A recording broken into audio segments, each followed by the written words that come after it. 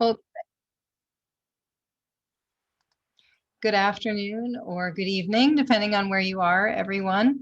Thanks for dedicating the time to join us for what should be a very engaging hour. My name is Nadia Saad-Malair. I am the chapter lead for Upward's New York City chapter. I'm delighted to have you all today. For those of you who may be new to Upward, a special welcome. Upward stands for Uniting Professional Women, Accelerating Relationships and Development. We're a global network dedicated to helping executive women build their networks and come together to discuss the challenges that women face in advancing their careers, and also helping to identify creative solutions to overcome those challenges. Upward was founded by Lisa Lambert back in 2013. She's a Silicon Valley exec who wanted to build a network to enable other executive women to support each other and reduce or even remove the friction that many of us have encountered in moving up the ranks in whatever industry you find yourself in. It includes now 16 chapters in the US and globally with 6,000 members. And all of those chapters are really united in providing the support that women need to take their talents to the next level in their organizations or in their industries. In the past year, it also now includes Upward Men, which is an organization that is focused on challenging male leaders to themselves become advocates and allies for women's advancement and development. So if you have any men in your networks who you think either would benefit from learning about how to become an ally, or perhaps are already a very active ally for women's advancement, please point them to upwardmen.org, and hopefully they will also get involved in this great organization. So I'm really excited for today's event. If you've ever been promoted or gotten a new role you're excited about, only to find that you're a female leader or peer in the new organization sees you more as a rival than a colleague, you're definitely not alone. And today you're in the right place to hear about how we can turn such an adversary into an ally. We're really pleased to have Dr. Amber Tichenor with us today. She is an advocate for teaching everyone to play nicely in the sandbox. She loves growing empowered communities. She's committed to helping women recognize what female rivalry is, how it impacts them, and to help them release these negative cycles that can be damaging to your career, or at least be obstacles to your career. The most meaningful credential that she'd like to share isn't necessarily her PhD in industrial organizational psychology, or that she's soon publishing her book Behind Frenemy Lines. More that she is a daughter, a wife, a mother, and a confident woman who surrounds herself with other incredible women aimed at supporting, inspiring, and uplifting one another. She is an avid gardener and a lover of red wine. Amber doesn't tolerate mean girls or boys. And when she's not working, she can be found spending time with her husband, 2 kids, and 4-legged fur baby Stella in Richmond, Virginia. So with that, I invite you to sit back and listen to Amber's presentation. And also, we very much look forward to you actively participating in this discussion. Thanks again. Amber, over to you. Thank you, Nadia. Thank you all for having me. It is my pleasure and my honor to be here. And as Nadia said, yes, this is, I find the more we interact and the more we chat together, the more we all gain from this discussion, because it's not a black and white type of behavior. It is very much different for anybody who has ever experienced it. So please chime in the chat. Grace is monitoring the chat, so is Nadia. And if you have a question, even interrupt me. I don't care, because I want this to be a collaborative conversation. So before we dive in and I move over to the next slide, I want to ask a couple of questions. And you can raise your hand or you can hit the emoji button. So as a young woman, or when you were a young girl, or even your college years, perhaps even now, think back to Have you ever, or your entry into the workforce, have you ever experienced being left out of a clique or a group of females with usually one female as the queen bee or ringleader? I see a hand or two raised. Have you ever experienced a crazy colleague who is always trying to compete with you and undermine your work? Have you ever experienced a deadly or destructive type of friendship? Friends one day and then backstabbing the next. Yeah, lots of hand raising. Have you ever experienced a passive aggressive behavior or rude comments from another female about how you dress, your looks, your hair, your overall style? I call those indirect compliments where they're not really, they don't mean it in a meaningful way, but it's like they try to make it sound good. Have you ever experienced social exclusion where you felt left out from a general group of women? With that being said, before we dive into the first slide, Grace, could you please pull up the first poll? Sorry, Amber, I'm trying to pull up the poll, but it's saying you're logged in from another device. Your polling session is inactive. Candice or Chantel, are you able to? That's okay. I have them on, I can read them too, if we want to do that way. I have them right here, unless somebody else can pull them up. Sorry about that, technical issues. Okay, I'm quick draw with the slides. There we go.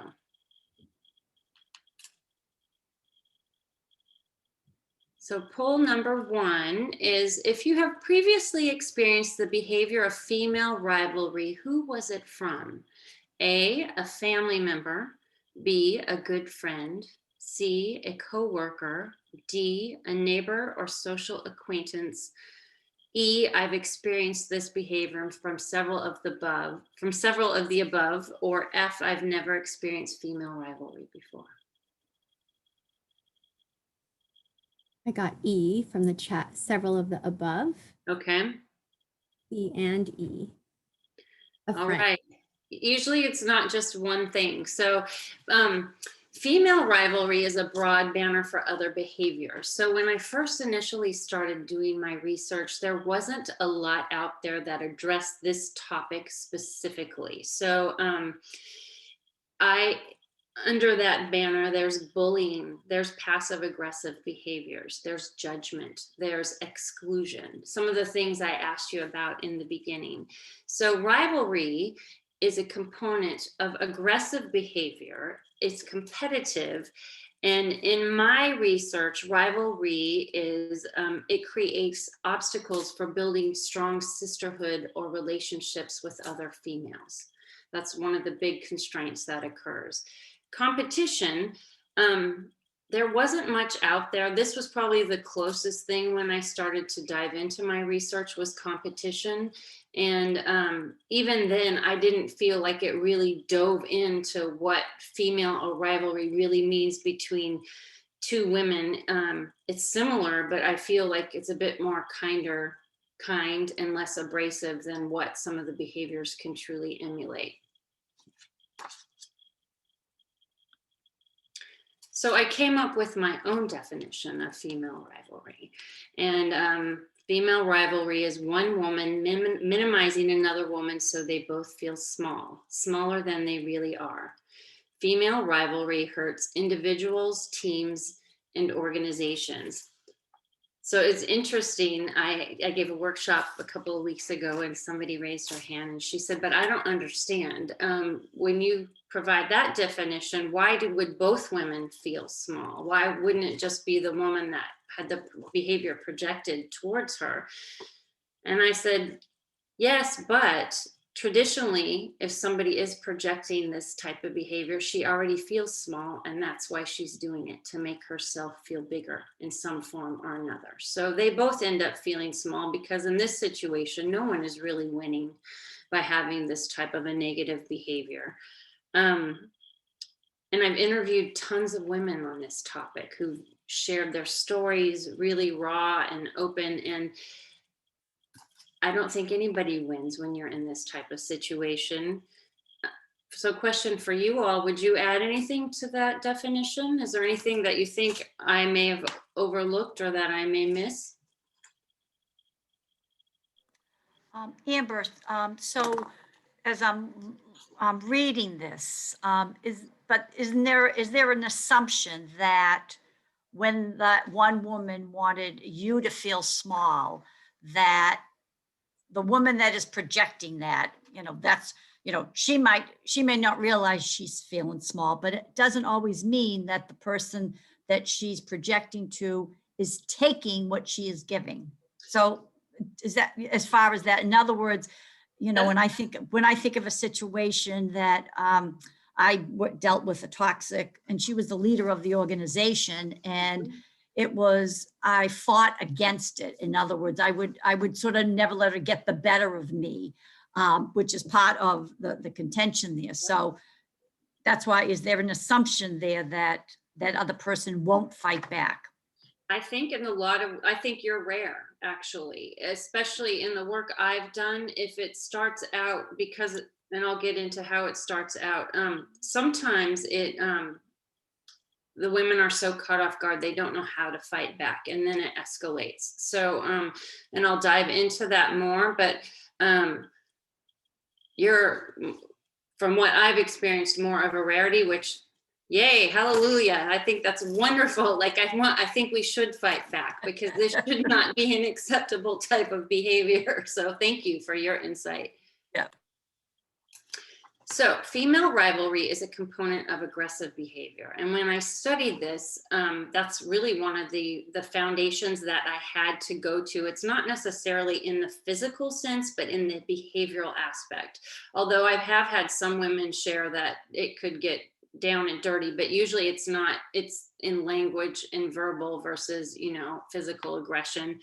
And what was interesting when I initially began researching it, I don't think the 1960s are that far ago, or when they occurred. And it was believed in the late 1960s that women did not emulate types of aggressive behaviors, that it just wasn't in them. And I thought, really, like, that's less than 60 years ago, and you're saying that women are not aggressive. So I think we've come a long way. I think we have a long way to go, but I thought that was just a telling tidbit that was out there at the time. It's a broader banner for other various types of behaviors. So what struck me with the aggressive behavior is that when children are young, up until the ages of about 6 or 8, they emulate the same types of aggressive behaviors. But by the age of 6 to 8, little girls develop social intelligence sooner than little boys do. And so as a result of this, they will start to showcase more passive aggressive behaviors. Little boys don't really have that capability yet, which is why they're more rough and tumble, and they're more overt in their physical aggression.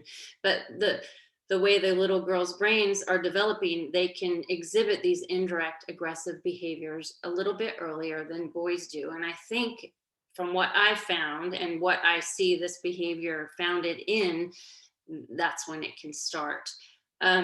There are many layers to it. It's not a black and white behavior. There are many types of personas. I like to think of the layers as 3 main types. There is competition, which I've talked about. It's the most benign form of it. I actually think competition can be healthy. I think it's good to have some competition. It can move you to better yourself. It can, help you have a good camaraderie with somebody else, until it escalates to where it's not healthy. Then there's envy, and that's when healthy competition gets an edge. So a little bit of envy is not always bad, but again, when that escalates, it can not be healthy, because it can be consuming to some people. Jealousy is the third type, and that is, I want something that you have, or I want to be like you are. And I'm willing to go to big extremes to either get what you have or take you out of the picture for it. That sounds drastic. I don't mean killing anybody, but just I'll do what I can. And it could be, in some organizations, I'm going to push you out of this job. I'm going to make you so miserable that you leave. So there's a lot of variances to it. The personas, I've done a lot of research. I've come up with my own things. Some of the questions I asked in the beginning, there's the queen bee, some of the more well-known ones, the backstabber, there's cliques, there's exclusion, there's gaslighting, mean girls. I mean, we all kind of know that behavior. I call often this type of behavior, you're a vicious vixen. I think that's not a nice person. And then there's frenemy. Within frenemy, there's different types of what that friendship could look like. And I think the one huge thing about this behavior, it's rare that I've met somebody that has not experienced it to a little degree. It's very unbiased. It doesn't matter the color of your skin. It doesn't matter where you live or the job you do, the car you drive. It happens to almost every female. It can happen in an organizational setting. It can happen in your neighborhood. It can happen in your Bible club or the PTA. And when it happens, it really doesn't make you feel nice. So, and it can happen at all ages. Has anybody experienced this at a young age? Yeah, I did with a neighbor, and definitely the queen bee of the neighborhood. How old were you? Oh man, I think I was maybe 10. Yeah. Yeah. I remember. I was just going to ask, I'm curious about the layers, because they all seem to me, the phrase that came up for me was self-esteem. Yes. There's a lacking, or there's something that person needs to explore. I think you hit it on the head, and I will get to that. But I will get to that in a second. But I think you're very close as to what it stems from. I get this question asked so frequently, but why do women act this way towards each other? Like why? We're supposed to be each other's allies. We're not supposed to tear each other down. So healthy competition is traditionally off limits. We're often taught by society or where you live or culturally to pivot against each other. We're taught not to compete. You can't be too aggressive. That's not ladylike. It's not pretty. Sit still. Don't rock the boat. Be nice to everybody. And while I think we can always be kind, I think there's a point often when niceness, sometimes I've seen it turn to where you stop sticking up for yourself. So you can still be kind to somebody else and still stick up for yourself in that process. Society endorses this behavior. Who's heard of the term, well, it's just a cat fight? It's just women being dramatic. They always act that way. That's a frequent one. It's highlighted in social media. It's highlighted in reality shows. Think about some of the reality shows that are out there. You have the Housewives, you have the Bachelor and Bachelorette. Like always these women are having big cat fights, and it's just nasty and ugly behavior, and people laugh at it. So that's the take lightly. I think because of the way it's evolved, it's not taken seriously. So it's about identity and internal drivers. Women, we base ourselves on the appearance of her, what she's like, the perception of the other woman. We see ourselves through the lens of our mothers, our sisters, our friends, our family. It's just kind of how we are taught to grow up and what our society does. And that's where the identity factor comes in. And I forgot your name, but the one who mentioned from Seattle about the low self-esteem. So the other key factors, this is where you hit it right on the head. Low self-esteem. It's about the need for control. It's a learned behavior. It's either your environment growing up. It's the scarcity that you're never good enough. And it comes in from being envious of somebody. You don't feel good about yourself. You feel you need more. So there's a lot of different driving factors of why somebody could act this way to other women. I just gave you a whole bunch to talk about. Is that resonating with any of you, or to think about? I'm sorry. Absolutely. Yeah. So people Barbara? often ask me why this, oh, was there a question? Oh, no, there was a comment from Barbara. She said so much comparison that goes on. 100%.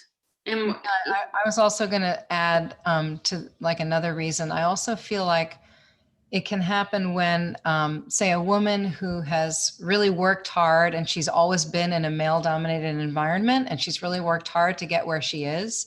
yeah, And then another woman, perhaps somebody who's younger, comes in all like excited and positive and exuberant about their new role or in the company, or they just got hired. And this woman is like, oh my gosh, you know, I earned my spot. And I'm not saying this because I've done this, but I've seen it. yeah. I've earned my spot and I was like the only woman at the table, which was kind of made me special. And now there's another woman here vying for that. And so I feel like maybe that makes them want to keep the other person down. 100%. I've heard that so much. And yes, because they've earned it. They feel threatened. They feel that maybe they won't be liked as much. There's somebody new coming in, or they'll be shown up, you know, that the limelight will shift from them. There's so many factors, and you see it a lot. You see it a lot. I mean, it happens at all ages. I've had a lot of women say, it was my first job out of college, and there was an older woman and she was just awful to me. You know, and your first job out of college, I know I didn't have the voice then that I have now. I was still learning what my voice was. So it was a very, you know, you're in a different position, you're excited, you're fearful about, you know, what this new job will be. So people often say, but why is this such a big deal? And when female rivalry escalates, especially in the organizational setting, especially if it's ongoing, it flips to where it's a bullying type of behavior. And so it makes you feel small. You lose your voice, you lose your shine, your world feels gray. You may often dread going to work. You don't feel like you can speak up about something. Almost always, it's very intangible. It's hard to pinpoint this behavior because probably for the most of it, no one else is seeing it. It's passive aggressive. And if this woman has done it before, which chances are she has, it's behind closed doors and it's away from other people. And so because it's intangible, it's hard to voice what it is. And when it usually initially happens, you'll think, well, Grace didn't just do that to me. I didn't do anything to her. What? Well, no, I must have imagined that. She wouldn't have done that to me. So you'll kind of poo-poo it away or second guess yourself, but then that's when it comes repetitive and it can start to wear you down. It can make you fearful, especially if it is in a work setting, especially if it's somebody that has input or an opinion about your salary or your career trajectory or any part of your career development. You don't want to rock the boat with her if she can, you know, prohibit you from doing something that you want to do. It's not talked about. When I first started thinking about working on this topic, I was at a very well-known organization. I was on a consulting team. We were an all-women consulting team, and we were consulting for an all group of women. And it was a dynamic environment. And I saw it occurring up to that point. I'd had little bits and pieces impact me, but not, you know, enough to be aware of it. And I saw this occurring in this well-known organization. I thought, oh my gosh, it's just being swept under the rug, and good women are walking because it's not talked about. And I call it the elephant in the boardroom, because it is there and we are all tiptoeing around the elephant and no one's saying a thing. And as a result, good women will leave. It can have also huge life-altering impacts.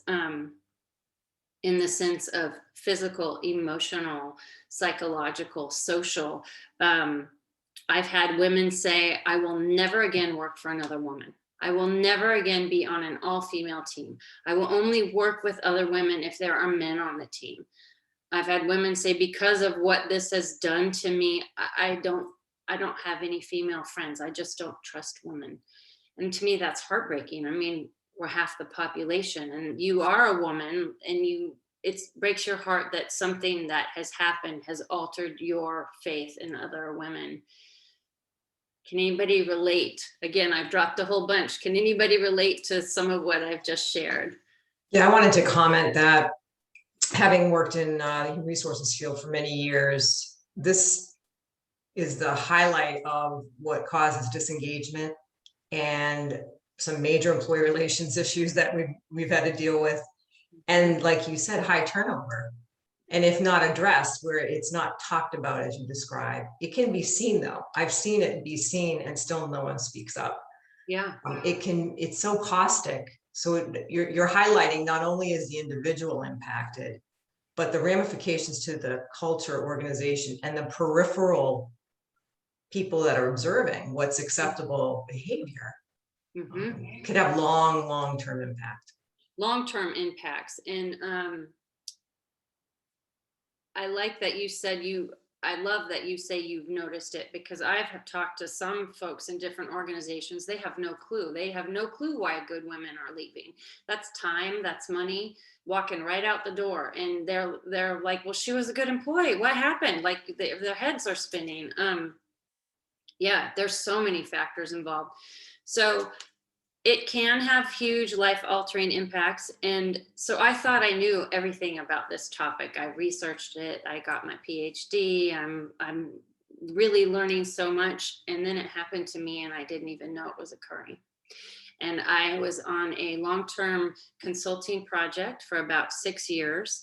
And I worked with a woman, and I just knew that we had a personality clash, and I would try everything to work with her. And I would bring it back on me. What can I do? How can we improve our communication? What can I do with this? You know, I dreaded going to work. I'd wake up Sunday morning and I have a pit in my stomach, and I thought, oh my gosh, my weekend's almost over. I have to go back. I was driving to work one day, and my mom and I were talking on the phone, and she said, I hate to see how this woman makes you doubt yourself when you're so good at what you do. And I had one of those, if there could be a light bulb on top of my head, those cartoon characters, you know, that I had one of those, and I went, oh my God, I am in this. I'm in so over my head, and I've studied it and I know it, and I didn't see it. So what is it doing for women that don't have this insight? I went in and I quit. I'm like, see you later. So I gave my 2 weeks notice and I left, and it was the worst thing that could have happened. But it, now I can say I truly 150% know what this behavior is like. So how are we on time, Grace? Okay, good. I'll do another poll. Let me read it really quick before I dive into the next slide. Have any of you ever worked in an environment where you did not feel safe physically and or emotionally? Yes, I felt physically unsafe. Yes, I felt emotionally unsafe. Yes, I felt both physically and emotionally unsafe, or no, I've never worked in an environment where I felt unsafe. Any thoughts out there, Grace, that the ladies are talking about? Emotionally unsafe. Yeah. So let me move to my next slide. Oops. I forgot that was on. Organizational culture. We are going to talk about organizational culture because, as we've already touched on a bit, why this is so important is because if this is rampant in an organization, the culture is endorsing the negative behavior. And that's why I think it's so important to have awareness of what the culture is, how it is or is not endorsing this type of behavior. and what that means for a company. So organizational culture leads me into my next term, which is psychological safety. Have you all heard of this term before in terms of a working environment? How secure someone is in that setting in regard to how you are to truly be yourselves. This is huge. Google did a study about this, and this is their definition. To truly be yourselves will greatly impact how you feel, contribute, and how you're able to utilize your full potential. So another very short definition. I've really been studying psychological safety recently because I feel it really much highlights how a woman can feel when you're in this type of behavior in the working environment. And another definition is an environment of rewarded vulnerability. So the ability to 100% be yourself, to learn and contribute in the environment you are in. And if you don't feel, so here are some factors that can contribute to not being able to be vulnerable. There's exclusion, there's fear, there's somebody taking credit for your work. If you've ever been ignored, if you felt inferior or shamed, if you've ever been interrupted or made fun of, these are all components that can impact psychological safety. And Dr. Timothy Clark, who is a guru in the psychological safety world, said 48% of employees intentionally decrease their work effort when something like this happens. So those things I just named, when something like that happens to them, they start to check out. And in terms of female behaviors, and as Carolyn just said too, people will walk and how safe you feel in your environment will warrant whether you stay or go. So let me find, oops. Oh, there we go. Psychological safety in female, sorry, it's hard to, sorry, I thought my slides were messed up. They're not. So as I mentioned, it's very hard to identify. Because it's intangible, it's hard to see. If the individual is good at what she's done, no one else will see it. I've had women tell me that the woman emulating the behavior will pull them aside, and some of the comments I've heard are just horrifying, that they would never in a million years say in front of their leadership or other people. It does create a toxic work environment, as Carolyn just also said when we were chatting. You don't contribute to your full potential when you're in this type of behavior because you begin to shut down. I felt that, and I didn't even know why at that time. So living it, I think when I say my world felt gray, it did feel gray, and I didn't just keep it at work. It came home with me. It affected my family. It affected my relationships with other people. I remember my sister-in-law at one point said, "You're not yourself. What's going on?" I'm like, "Oh, I'm just stressed at work." I couldn't voice what was going on because I couldn't totally understand it. So the negative behaviors are being rewarded, which is why I talk about the culture, because inadvertently or perhaps unaware, these behaviors are being rewarded because the person that is initiating behavior, she gets to stay. And chances are the pattern will be repetitive, and she may target somebody else in the future. And good women walk. So we covered that one. Are there any other, anybody have any thoughts about Yes, go ahead, Jane. Yeah. So, as you are talking about all this, I don't know if you're going to be talking about what can you do about it, but one of the, I'm in the management career professional world.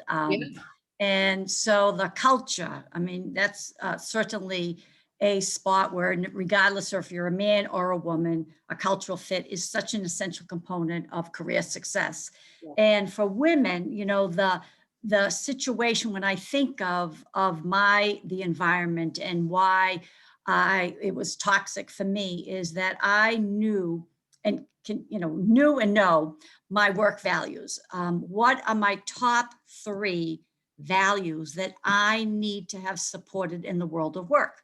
Yeah. And identifying that up front, clearly when you go into each situation, you know that when someone crosses that line, something isn't quite right. And as you're describing all of this situation here about the toxic, that, I wish that, we had some of those other women that you talked with to say, have you really ever sat down and thought about what are your values? What is real important? What are your expectations? What are your boundaries that you are not going to cross? Because then when you know that, then you become true to your conviction of this is what I'm looking for. And then, as Carolyn said, the self-esteem comes in for you in order for you to stand up to those boundaries. But I think a lot too, that women haven't defined what their boundaries are and stick to them as well. So I just want to make that comment. No, I love that. And you hit on so many things. I think they're all good tidbits. One that you said is the culture too. It's just so hard to evaluate a culture when you're going into a new environment. I mean, you can guess, you can look on, you can do your research, but often the true persona of the culture may not show itself until you're actually in it for a while. But great points. Amber, I made a connect. I think I made a connection too when you described how it impacted you at home. Yeah. And your earlier slide around the connection of making the other person feel small. Mm-hmm. You may not realize you're feeling small because you feel you're projecting at work, you're standing up at work, but look at the inner conflict that it's created for you in other parts of your life that you might not relate to that situation, but it's almost like a hammer going down on a nail on it progressively eating away at that person. And even as much as I know it and didn't see it, which still shocks me, I think, gosh, how could I have missed that one? When I was in it, I couldn't talk about it because I was kind of beaten down. I was worn down. I was worn thin. I was just done. And I think it was taking the energy, just trying to get through everything else. So to fully voice what I was going through at the time, I don't think I really had the capacity to do so. It was not until I stepped away, had my light bulb moment, really got out of that environment, let some time lapse. And then what helped me understand, I started going through, when I realized I was pivoting and I was going to change the direction I was going in, I started going through all of the interviews of the women I've interviewed. And I went, oh my goodness, I'm one of them. Like their story is my story. I'm not alone. So, okay. 8 signs you're dealing with a bullshit bully. So this is how you can identify if it's happening at work. She will undermine your work. Who's ever had this happen in the working environment? She will purposely detain or impede your career advancement or impairs projects or assignments or things you are working on. She will withdraw you from things she knows you're interested in or commitments that you like to do. She's basically just not supportive. Number 2. Oops, that is not meant to do that. Oh, I don't know why it took that long. Sorry. Creates conflict. So she will turn peers against each other. She'll do the classic, well, she said type of thing, and a little whisper in somebody else's ear to start having you think, well, gosh, is Jane really saying that about me? I thought Jane and I were friends. So it builds a barrier.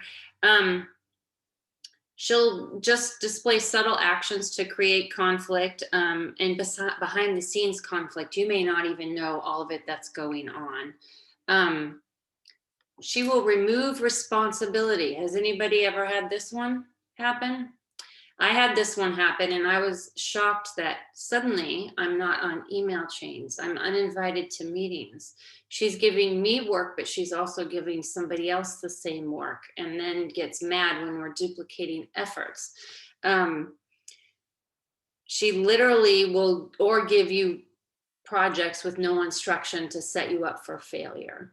Anybody ever had, I just said that one. Sorry, I remember Grace's hand was raised. She promotes isolation and exclusion. Anybody had this one?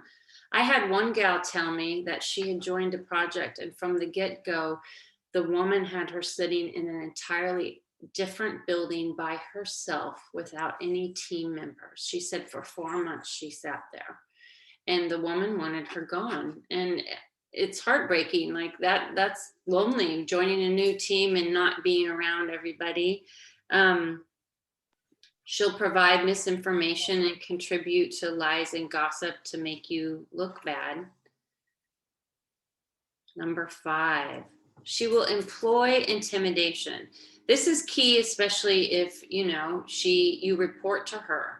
Ultimately, that's your paycheck or, you know, your career promotion path. She'll use fear tactics to intimidate you, and fail to support you in areas that she knows you might be wanting to excel in or wanting to move toward. She'll manipulate through rationalizing and minimizing. So in a sense, she'll gaslight you. She'll cause self-doubt. I remember I brought it up through, I remember one day I said to the gal I was working with, I feel like we could communicate better. What could I do on my end? Or what do you think I'm not doing? Oh no, Amber, we're communicating just fine. So then I stepped back and I thought, well, gosh, I don't think so. If that's her form of communication, I don't like the way she's communicating, but she'll make you doubt yourself. She will act inconsistently. So unpredictable behavior. Anybody ever dealt with this? So I call it walking on eggshells. I experienced this as well. I never knew what her behavior was going to be. I never knew what personality I was going to be dealing with. If it was the nice person or the not nice person. And so I always felt on guard. I always felt tensed up, and that's not a good feeling. She will also maybe give you something to do with a very short deadline, and that's not reasonable request to get the work done, or give something that she knows you want to somebody else. She withholds recognition and takes credit. I think this one came up earlier in conversation. Has anybody experienced that? I experienced that. And I remember I share a lot with my mom. We're very close, but she got all fired up one day and said, well, I hate that she's taking credit for your work. And I said, well, Mom, to a degree, that's part of being a consultant. I'm working for them. And so I'm doing the work on their behalf. And she said, yes, I know. I've had consultants and I still share the recognition because they're part of my team. And I said, well, most people do, but not her. So anything else that you can think of that maybe I might have missed that a bullshit bully would, how you could have signs that you're interacting with somebody like this at work?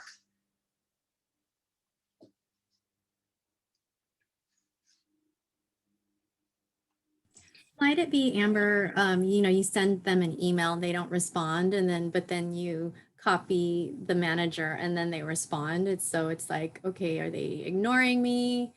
Mm-hmm. But only respond back when the manager's copied. That's a little bit passive aggressive. So yes, I think it's that's showing their control until then you bring in their leadership, and then they have to, put on the good persona that, oh, of course, or I overlooked that. So, they don't want to look bad in front of somebody else. So Barbara also has a comment. Just someone who can never be open or willing to get on the same page to complete a task or goal. I've had that too. Yes, definitely. They don't want to, yeah. And it makes you feel bad, or else you have to end up doing it because you don't want the project to go, not completed.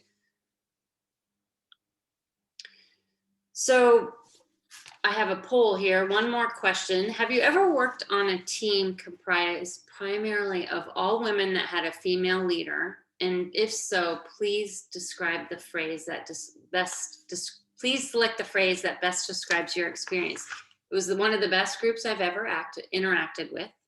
Number 2, it had its good points and bad, but I now prefer to work on teams that are a good mix of male and female colleagues. 3, it was awful. I will never work on an all-female team again. Or 4, I've never had this experience.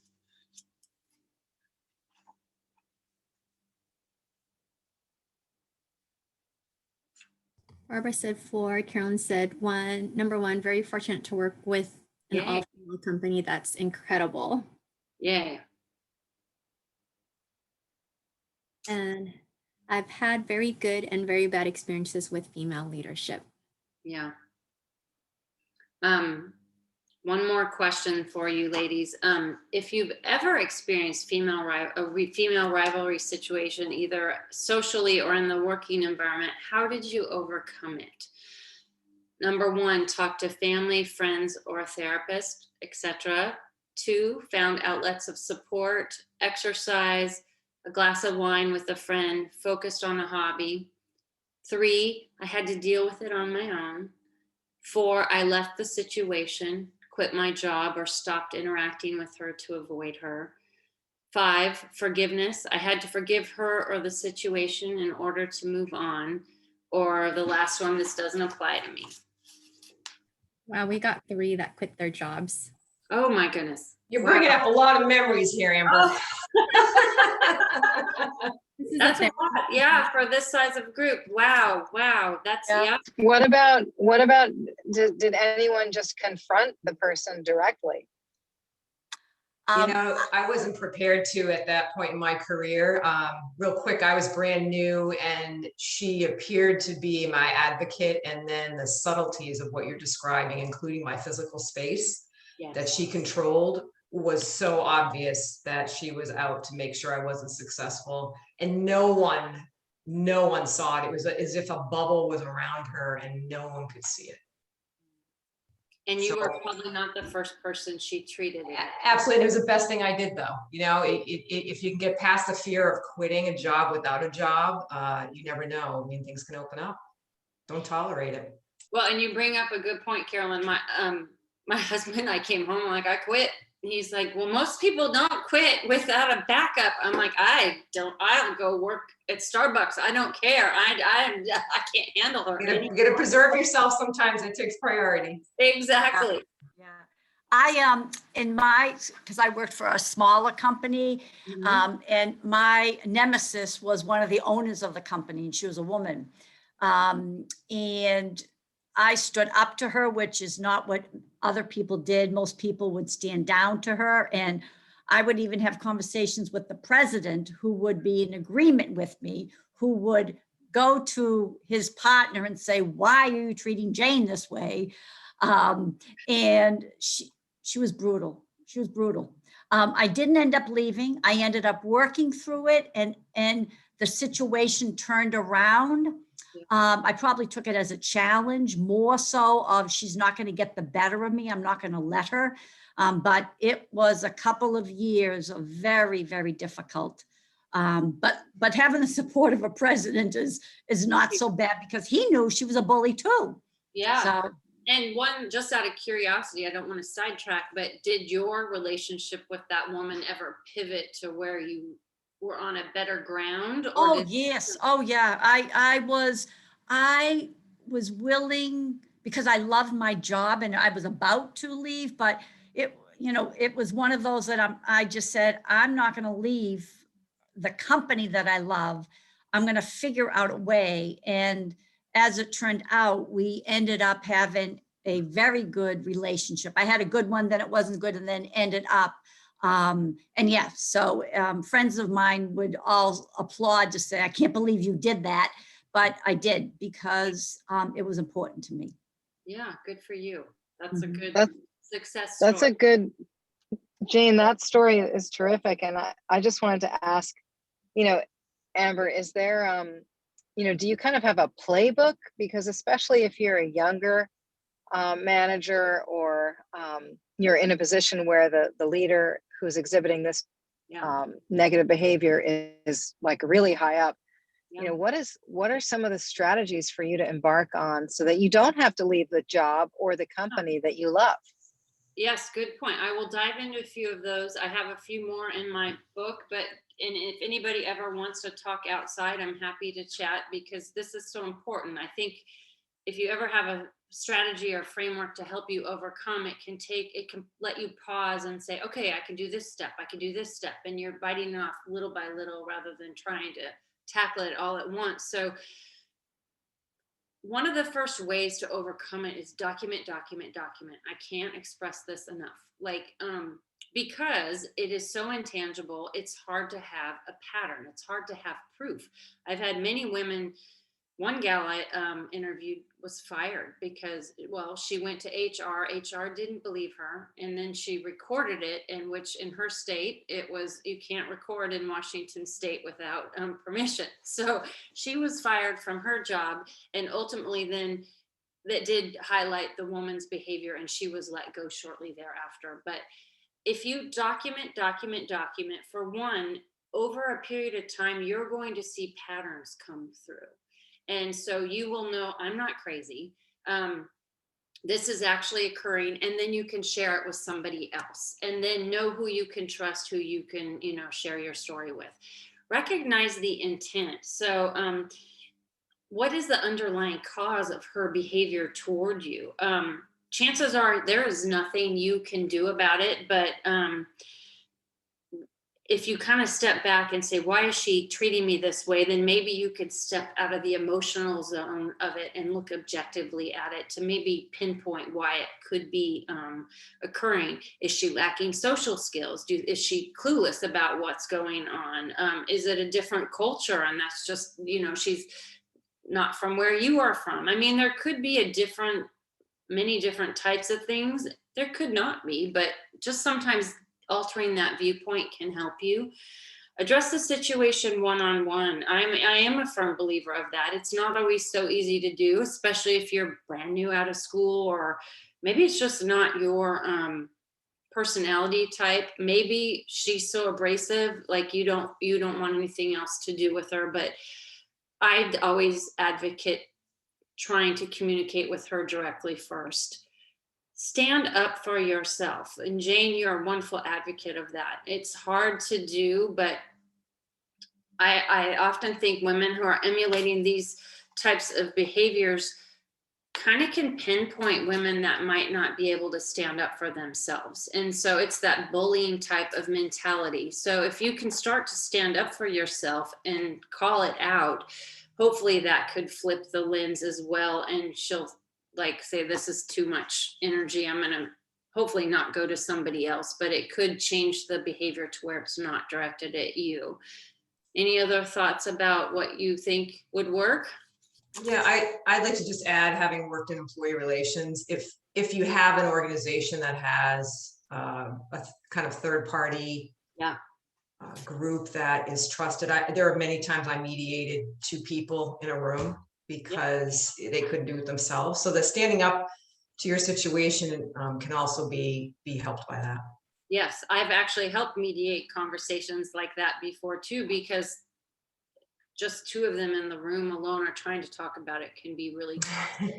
Yeah. As you know, regulate your own behavior. So I think this is always a starting point. I think we often need to always look inward. Am I contributing this? What's the persona I'm emulating? A self-check is a reality check. And does it mean you're doing anything wrong? Absolutely not. But it's always good to have your own checks and balances to see how you are contributing, because chances are, to a degree, you may be. Chances are she just might not be a nice person and wants you gone. But am I doing something to treat her differently? Just look inward.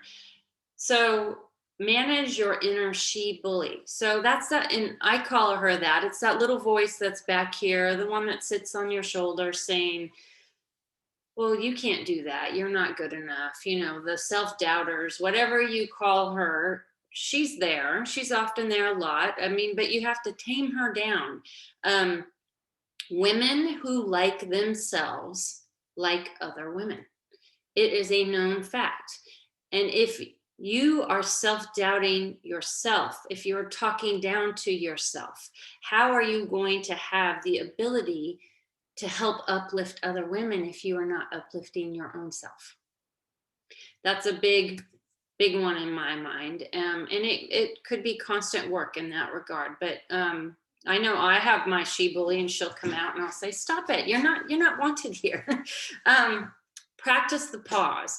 So I have a 12-year-old daughter, and, you know, we're knee deep often with little tween drama at times. And I'll say, practice the pause before you react. Practice the pause before you send the email. Practice the pause before you speak your mind, before you leave the voicemail, before you send the text. Sleep on it. Do something to take yourself out of that situation for a moment. And if you're still feeling very strongly about responding or what you're going to do, you won't be as heated about it. And so you can respond and take action in a rational way. Change your mindset. So if you've been, I do think women who've encountered this, you are a victim of this behavior, but don't let that rule your mindset.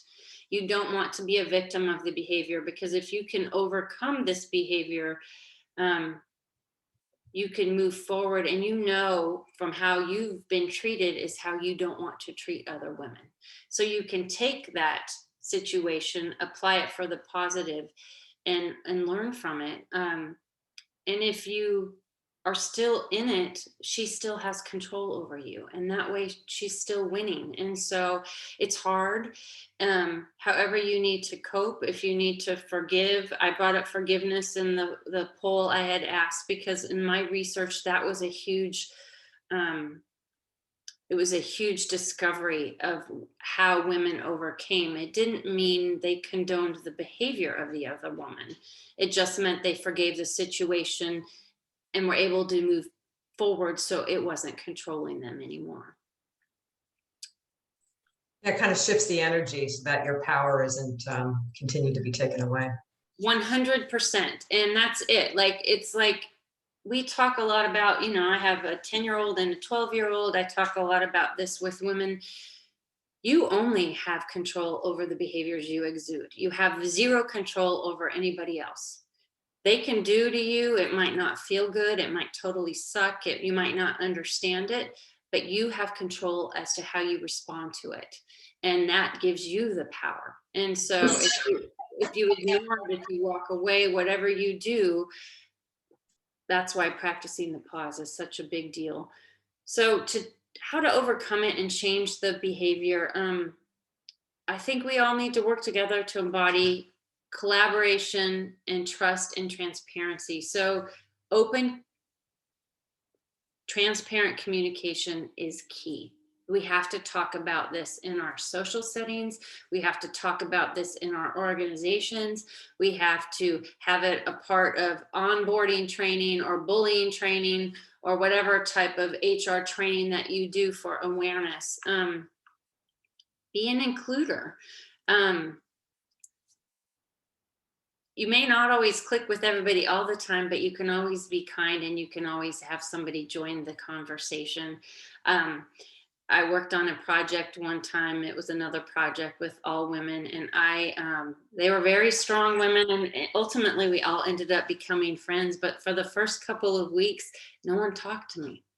And we sat in this old building. It was a U-shaped kind of seating. All of our computers were facing out. And one day they were all planning a happy hour, and no one invited me. And I remember my husband said, well, why didn't you just go? And I said, it doesn't work that way. I had to be invited. I'm the new person. Establish community and advocate inclusion. So get to know each other outside of work, so you know each other as real people.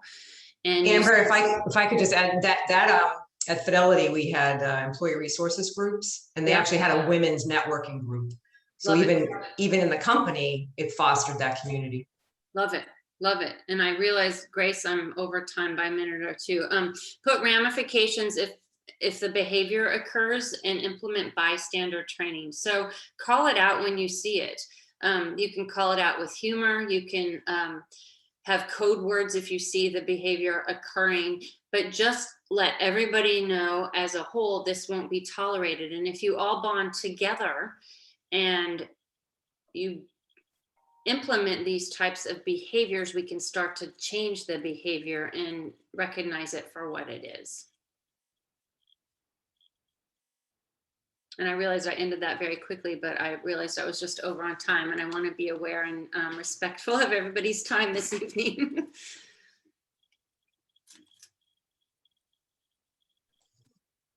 Any questions or thoughts with what I offered up? I just wanted to say a few things here. I just really appreciate this conversation because it's very much needed. I love the fact that, you know, there's a lot of attention brought to the fact that you have to be aware and recognize those behaviors head on initially, because it can be prevented early on. And, you know, before it gets to such a situation where, you know, there's a consideration of, oh, I'm quitting and just completely leaving the situation. I love the story that Jane shared about, you know, a successful situation that you experienced. And it is really important because it's hard for us women to just kind of just speak our minds. But there's also, it's the delivery of the conversation is what's important.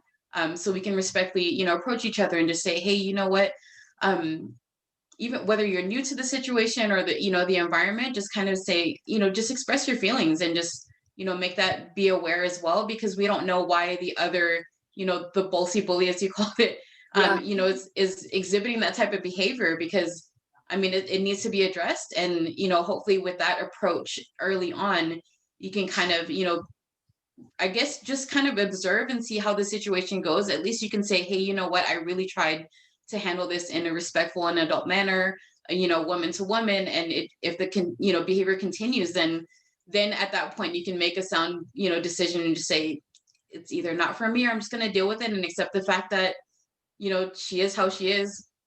Yeah. And just kind of roll with that. But yeah, I'm a firm believer on dealing with things one-on-one, head to head. Good. In a non-confrontational kind of way, obviously. Way. It can be hard.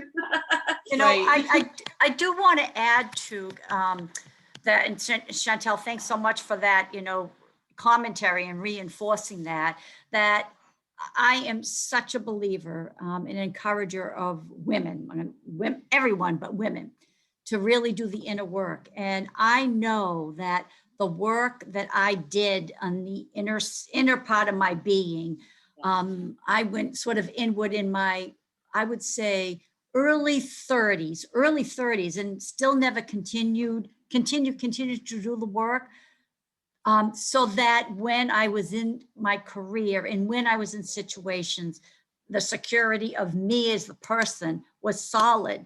And I knew it was like based on conviction and based on my self-worth and self-esteem. And so, Amber, I'm so glad that you talked about that inner. I mean, going inner, I'd love to see a slide that says women go in, because I believe that that's the work that we have to do, because all this other stuff is outer. And when you had said a moment ago about women who like themselves, like other women who are secure about themselves will be allies to other women. So that's, I think we can't stress that enough and encourage enough for all of us to do the work, because it's so worth it. So worth it. That's wonderful, Jane. Thank you. I agree with you, because so often, I think I just posted something this week on social media, like what people project at you 95% of the time has nothing to do with you. It's something they are dealing with. But does it feel good to you? No. But I'd say the majority of this behavior stems from somebody that's unsecure or insecure in her own skin. She doesn't like the skin she's in. She's not happy. And so she will, rather than doing the hard work and dealing with it and looking inward, she's projecting outward. And so it causes some really, it's bad behavior. And it makes, you know, I've had some women that I feel that they've probably, and I'm not somebody to diagnose this, but probably have gone through some sort of PTSD, because it's so traumatic, the stories that they've shared with me. But And all because of somebody is unhappy in her own skin. It's sad. We can switch this behavior. And so that's why I'm so extraordinarily passionate about it. Grace and I will still be here for the next 15, 20 minutes to chat. I want to share one last slide with you. These are my book is coming out in, the ebook will be out in August.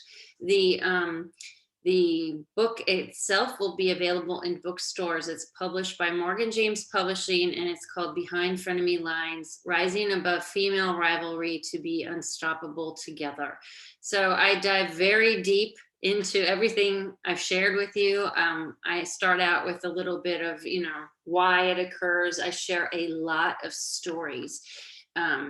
Because I think that's what makes it relatable. I think this is what helps women know they're not alone in this behavior. And if that's the one thing I've gotten from speaking and doing presentations, is you are not alone. It's just frequently not talked about. So the more we talk about it, the more we can bond together and move forward to overcome this behavior. That's awesome. And when did you say again, Amber, your book was? The ebook should be out the first week in August. Okay. The hard copy will be in bookstores and on Amazon, all the book places in November. If you follow me on my website, I will also have books to share. That also might be in August, but it will be a couple of months before it's released in bookstores. And so I can sell those as well. And with that, I will also be, if you buy a book from me, I also have a downloadable PDF workbook that will come with the book. So throughout my book, each chapter has probably 5 to 8 different questions. So it's interactive to, let you think about, have I ever done this? Has this ever happened to me? And so I've pulled the questions out into a workbook. And so that will be available as well. So as soon as I know when I will have that in hand, I will be posting and sharing. So if anything, you follow me on any of my social media outlets or my website, you'll see that when that becomes available. That's amazing. Thank you. I love the discussion because it also, although we've experienced, similar situations and things like that, where we've felt that, we've experienced the bossy bully, also being aware of whether or not we have, that type of behavior as well in ourselves, even if it's minor. We could, just, again, awareness is key, and just recognizing that within ourselves. And just, everybody, there's so many sides to the story in a situation. So it's important for us to be, to look at every single perspective, even ours, from the outside looking in. And I think this is amazing. Thank you so much for being here. Thank you so much. It's so hard to look inward, but sometimes that can be the biggest game changer. Amber, can you share Chantal? I can close out and then stay after. I'll stop recording and then we can all stay after. Sorry, did somebody? Yeah, no problem. Here, this is. I just wanted to say to Chantal, I really appreciate your comment, because the other thing that we can do is be allies for other women who might be experiencing it. We're not experiencing it, but we see it. Yes. We see it, we're aware of it. And so then we can be an ally to help either coach the woman who's being projected upon, or just help try to, assuage the situation through our own actions. So I think that was a really good comment. Absolutely. I love that. Yeah, that's when I speak more in my book, and when I've done longer workshops about bystander training and what that means, because if you are watching it, then you at some point become part of the problem. So you have to stand up for it. So. Right. And to relate to that, one of the people that logged on today, she was like, I'm going to join this conversation because it happened to me. So she just, filed a report in her HR department. And she's like, it was hell. And if there's, anything that I can do to prevent that from happening to any other person, then, that's going to be kind of her life thing to do. So thank you everyone for joining today's event. I know that you all, benefited from Amber's thought leadership on this. In a day or two, I'm going to send out an email with a list of the attendees and contact info for those who consent to share their email addresses. And it's our hope that you connect with at least 5 people from the list. And then to learn more about Upward, you can view and register for our virtual future events via the QR codes. And then please consider a tax-deductible donation or sponsorship today to keep our programs running. And we hope that you also join the My Upward platform so that you can connect with our community. So with that, I'm going to stop recording. And if anybody wants to stay and hang on and chat with Amber and us, please feel free to do so. So I'm going to stop recording. Great. I'm going to hit, oops, I'm going to wait till you stop recording there. Okay.